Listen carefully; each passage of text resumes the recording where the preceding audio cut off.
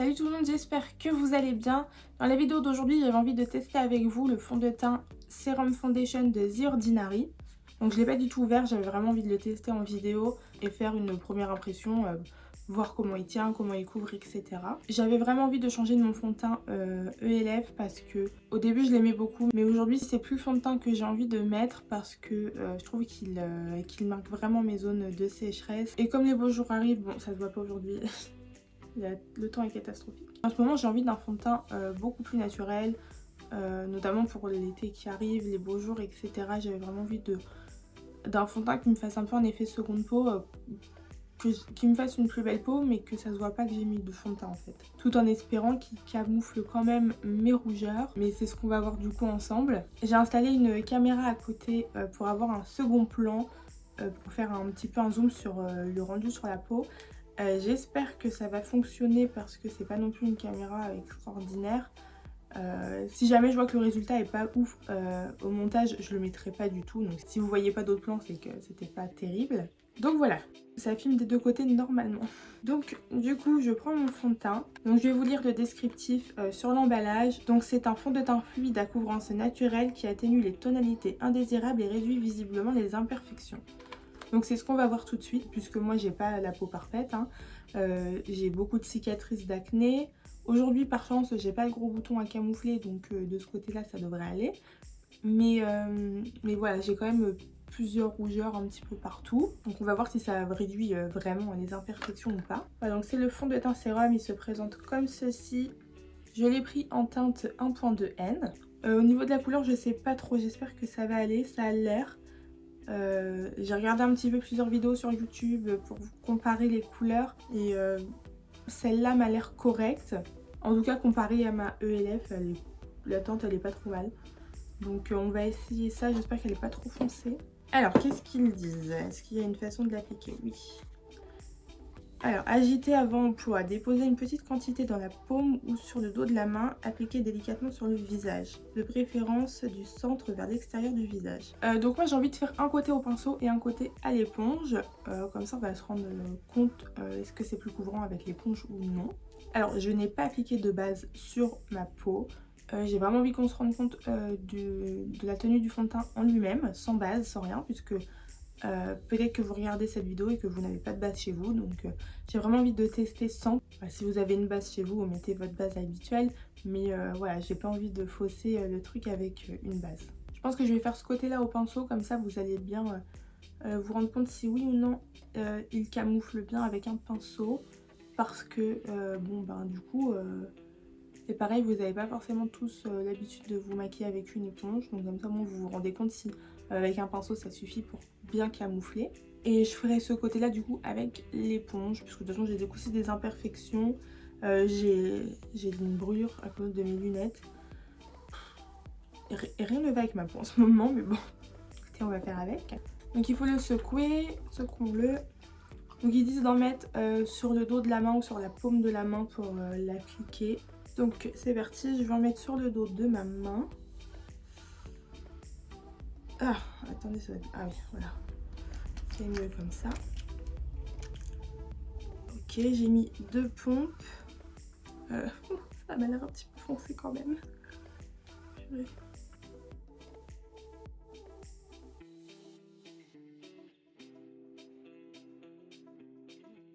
Bon, la teinte est un petit peu foncée quand même. Mais je pense que l'autre aurait été beaucoup trop clair. Oh, on va devoir descendre dans le cou. Je déteste ça. Ah oui, il est beaucoup trop foncé. Mince. Bah écoutez, la couvrance, elle est pas trop mal. Hein. Franchement, et il me reste encore beaucoup sur la main, donc je le trouve très facile à appliquer. Il est vraiment doux. Je sais pas trop comment expliquer, mais il glisse bien. Je le trouve vraiment, vraiment joli. Ok, ben de ce côté-là, pour une première couche, franchement, bah, il a bien camouflé mes imperfections, je trouve. Hein. Il faudra peut-être que j'arrête de repasser par-dessus. J'aime beaucoup le rendu, il fait très naturel. Bon, par contre il brille, donc il va falloir que je le poudre. Mais franchement je le trouve trop joli. Maintenant je vais prendre mon éponge et je vais faire l'autre côté avec.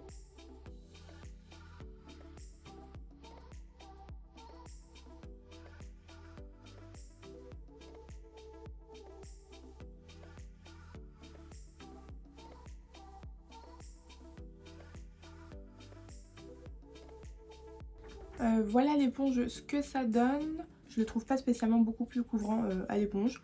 Après c'est peut-être la mienne qui est pas terrible. Je vous l'ai déjà dit dans une vidéo précédente, elle absorbe tout le produit donc franchement je pense que c'est pas une bonne idée. Parce qu'en plus le produit est très fluide donc il rentre beaucoup plus vite dans l'éponge. Je pense que le mieux c'est quand même de continuer à l'utiliser au pinceau. Je vais le retravailler au pinceau moi de toute façon.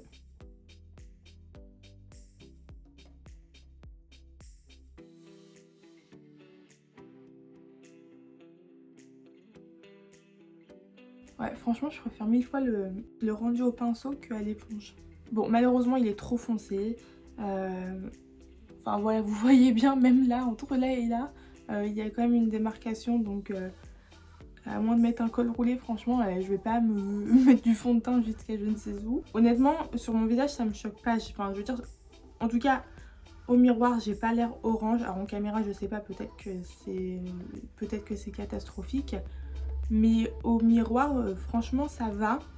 Je pense que la teinte en dessous, elle aurait été beaucoup trop claire. Donc, à moins que j'achète la teinte en dessous et que je me fasse un mélange des deux, ça peut être une solution. Et je pense que c'est ce que je ferai en tout cas après l'été, puisque là, j'ai espoir de bronzer un petit peu quand le soleil voudra bien revenir.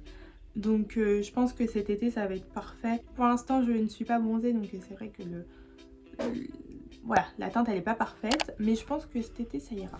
Je vais finir mon teint et on va en parler après de ce que j'en pense. J'utilise mon anti-cerne, c'est le 16h Camo Concealer de chez ELF qui est beaucoup trop clair du coup. Encore pire avec ce fond de teint.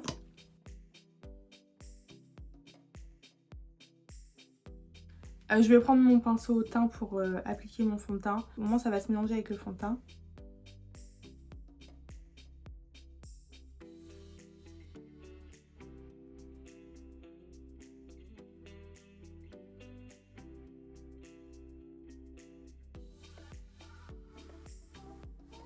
Je poudre mes yeux avec ma banana powder de chez Essence et un pinceau de chez Real Technique. Vous voyez, le fait d'avoir appliqué mon anti-cerne avec mon pinceau teint, il n'y a pas de démarcation alors que l'anti-cerne était quand même très clair.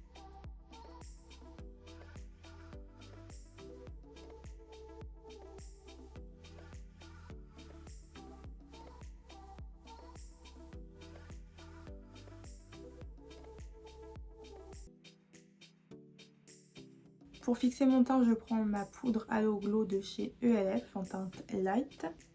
Et mon pinceau, c'est un pinceau poudre de chez Zoeva.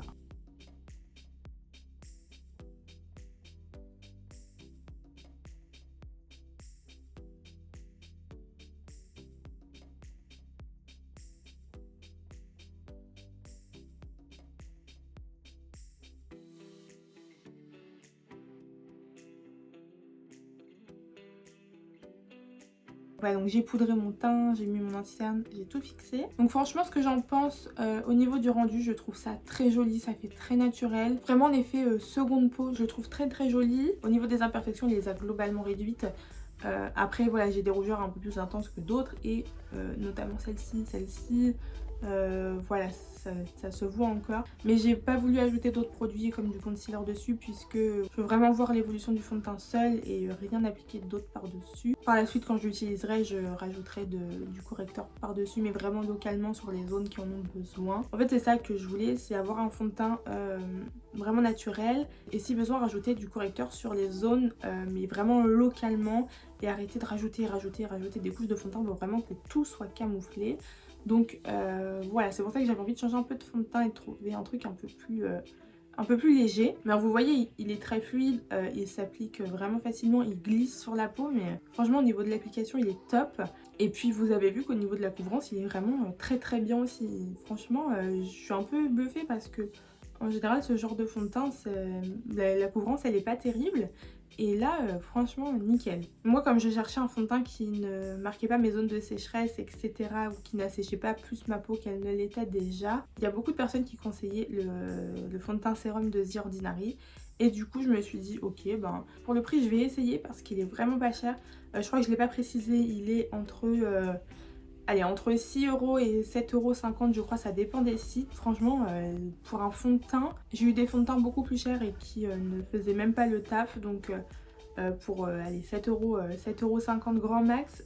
Il fait complètement le job. Moi je l'ai eu sur le site de Look Fantastic parce qu'il n'y a que là où il y avait ma teinte, en tout cas la 1.2N que je voulais. Donc du coup je l'ai commandé sur leur site, j'ai pas eu du tout de frais de douane. J'ai payé des frais de port mais je crois que en tout le fond de teint il m'est revenu à 10 €, donc franchement rapport qualité-prix il est très bien. Enfin de ce que je vois pour l'instant. Donc là je vais finir mon teint et faire mes yeux et on se retrouve ensuite après pour mon avis final. Comme ça on va voir aussi s'il a bougé etc. Voilà donc je fais ça et on se retrouve après. Si ça pouvait être si simple que ça de se maquiller. Juste en un claquement de doigts, tout est fait. Oh, mon rêve. Ouais, donc là j'ai complètement fini le maquillage, j'ai fait mon teint, mes yeux, mes lèvres, mes sourcils. Ça fait peut-être une petite demi-heure, 1 heure que j'ai pas filmé. Donc on va voir tout de suite est-ce qu'il a bougé ou pas, ce que ça donne. Au niveau des arêtes du nez, ça brille un petit peu mais il a pas tant bougé que ça je trouve. Après il a un petit peu marqué mes ridules d'expression. Un petit peu là et là. Mais bon, ben, ça c'est normal. À la limite, on peut repasser le pinceau fond de teint avec un petit peu de poudre, histoire de faire une petite retouche. Voilà, je pense que ça ferait très bien l'affaire. Sur le reste du visage, il s'est pas du tout déplacé. Franchement, je suis plutôt contente du résultat. Donc là, je vais le garder toute la journée et je vous dirai soit au montage, soit en commentaire ou dans la description. S'il a bien tenu toute la journée, mais pour l'instant j'en suis très contente. Alors je vous rappelle que j'ai mis aucune base sous ce fond de teint, donc effectivement mes pores sont pas vraiment camouflés. Avec une bonne base, voilà, ça fera complètement l'affaire. J'ai pas non plus mis de correcteur vert parce que voilà, je voulais vraiment faire la couvrance sans aucun produit en dessous. Donc effectivement on voit aussi quelques imperfections encore, mais voilà, ça aurait pu être rattrapé avec un correcteur vert en dessous ou bien en mettant du concealer vraiment localement sur les zones qui ont besoin. Mais voilà, je l'ai pas fait non plus, c'était voulu, hein, c'était pour qu'on ait vraiment le rendu uniquement du fond de teint. Mais les prochaines fois où je vais l'utiliser, moi je rajouterai une base, du correcteur vert et du concealer si vraiment il y a besoin. Mais je pense que vraiment avec une bonne base et du correcteur vert sur les zones qui en ont besoin, je suis pas sûre qu'il y ait besoin de rajouter du concealer après parce que vous avez vu qu'il était très couvrant dès la première application. Au-delà de ça, il marque pas du tout mes zones de sécheresse. Avec mon ELF, vraiment cette zone là c'est une horreur, on voit que c'est sec. Au niveau de mon nez aussi, là franchement c'est bien. Au niveau du ressenti sur la peau, j'ai pas vraiment l'impression d'avoir du fond de teint sur moi. Voilà, donc autant visuellement que au ressenti. Si jamais ça vous intéresse, la marque The Ordinary est cruelty free, donc non testée sur les animaux. Ça veut dire quoi? Ça veut dire que elle ne teste pas ses ingrédients ni ses produits finis sur les animaux. Ça veut dire aussi qu'elle ne vend pas dans des pays qui imposent le test sur les animaux pour pouvoir vendre chez eux. Pour en revenir au fond de teint, je suis très contente, vous l'aurez compris. Voilà, je le trouve très joli sur la peau. Il est très facile à appliquer. Alors je le préfère à appliquer au pinceau que à l'éponge personnellement. Je vous l'ai pas précisé mais il a un SPF 15. C'est fabriqué au Canada et il y a 30 ml. J'ai pas précisé, ma peau elle est plutôt sèche, déshydratée. Je vais pas dire mixte mais par exemple souvent le matin au niveau de ma zone T c'est plutôt gras et encore c'est vraiment concentré plutôt sur le nez, mais dans l'ensemble ma peau est plutôt sèche et déshydratée. Donc voilà, je pense que si vous avez la peau grasse, c'est peut-être pas un fond de teint qui va vous convenir. Voilà, donc je vous mettrai des informations complémentaires au montage si besoin, mais je pense avoir fait le tour. Si jamais vous avez des questions supplémentaires, n'hésitez pas à me les poser en commentaire et je vous répondrai avec plaisir. N'oubliez pas que je mets tous les produits utilisés en barre d'infos avec leur teinte également. Donc tous les produits que j'ai utilisés aujourd'hui, y compris les yeux, voilà, le blush, etc. Tout est en barre d'infos. Coucou tout le monde, c'est moi du montage. Je voulais vous donner mon avis final sur le fond de teint. Je l'ai testé sur plusieurs jours, sur plusieurs semaines. Je l'ai testé en faisant du sport, je l'ai testé en ne faisant rien du tout, juste en restant chez moi à monter des vidéos ou à travailler. Alors, le plus gros point faible de ce fond de teint, c'est qu'au bout de quelques heures, il brille mais vraiment j'ai jamais autant brillé de ma vie. Vous allez le voir sur les plans de toute façon, je vais vous mettre plusieurs jours filmés. Alors le premier jour c'était une catastrophe, il a brillé mais comme pas possible. Mais voilà, je rappelle que cette journée-là j'avais pas mis de base, etc. Donc je pense que c'est pour ça, puisque les jours d'après ça tenait beaucoup mieux, il brille encore en fin de journée, mais beaucoup moins. Je pense qu'il faut vraiment le porter avec une base. Par contre, autant il brille, autant il bouge pas tant que ça. Je trouve que la tenue est quand même vraiment correcte. J'ai fait du sport avec, franchement, il tenait vraiment très très bien. En fait, il suffit de faire quelques petites retouches. Habituellement, je fais pas du tout mon sport avec du fond de teint, hein. Vraiment, je déteste ça, mais je voulais vraiment le tester dans des conditions extrêmes pour voir s'il allait vraiment tenir ou pas. Et hormis le fait que je brillais, mais même sans faire de sport, il brillait. Mais voilà, du coup, je voulais quand même le tester dans ces conditions-là. Et au-delà du fait qu'il brillait, il n'a pas du tout bougé. Donc franchement, j'avoue que je suis un peu mitigée, parce que le fait qu'il brille énormément, ça me gêne. Voilà, honnêtement, si vous avez la peau grasse, mais c'est même pas la peine d'y penser. Je vous rappelle que moi, j'ai la peau sèche et déshydratée. Et voilà, il n'a pas juste brillé au niveau de mon nez ou de ma zone T, il a vraiment brillé partout. Donc voilà. Par contre, le rendu sur la peau, je le trouve très joli, même que ce soit en photo ou en vidéo, et même dans le miroir, hein, je le trouve très joli. Après, bon, bah, en fait, son gros problème, c'est qu'il brille. Et bon, en même temps, Serum Foundation, je m'attendais pas non plus à quelque chose de mat, hein, mais voilà, c'était un petit peu trop quand même. Aussi, il ne marquait pas mes zones de sécheresse, donc ça, c'était vraiment un bon point, et c'est ce que je recherchais. Mais voilà. Et la couvrance, toujours nickel, hein, même en fin de journée, franchement, je vous dis, il bouge pas du tout. Son gros point faible, c'est qu'on brille énormément avec. Pourtant, je l'ai poudré, mais j'ai fait le test avec le masque aussi. Honnêtement, ça va. Bon, on voit que j'ai du fond de teint sur le masque, mais c'est pas pire qu'un autre fond de teint. À éviter à 100% si vous avez la peau grasse. Après, si vous avez la peau sèche comme moi, pourquoi pas, si ça vous dérange pas d'avoir un fond de teint qui est glowy. Bon voilà, c'était mon avis final. Je vous laisse avec la fin de la vidéo. Écoutez, c'est tout pour aujourd'hui. J'espère que cette vidéo vous aura plu. Si c'est le cas, n'hésitez pas à la liker et à la partager. Vous pouvez également me le dire en commentaire. N'hésitez pas à vous abonner à ma chaîne si ce n'est pas encore fait. J'ai vu que vous étiez genre 60% à regarder mes vidéos alors que vous n'êtes pas abonné à ma chaîne. Donc n'hésitez pas à le faire, c'est gratuit et ça me ferait très plaisir. N'hésitez pas non plus à activer la petite cloche si c'est pas encore fait, parce que ça vous permet d'être notifié à chaque fois que je sors une nouvelle vidéo. Donc voilà, vous pourrez en rater aucune. Je vous mets le lien de mes réseaux en barre d'infos, donc mon Twitter et mon Instagram. J'ai TikTok aussi, mais peut-être qu'un jour j'arriverai à comprendre comment ça fonctionne. Là franchement je comprends rien, donc pour l'instant je poste pas de TikTok. Mais j'ai un compte, donc écoutez. N'hésitez pas à me suivre sur Twitter, parce que j'avoue que je pars un peu toute seule des fois. Donc voilà, ça me ferait plaisir que vous me suiviez dessus. Je vous remercie d'avoir regardé la vidéo et en attendant la prochaine, je vous dis à bientôt. Salut!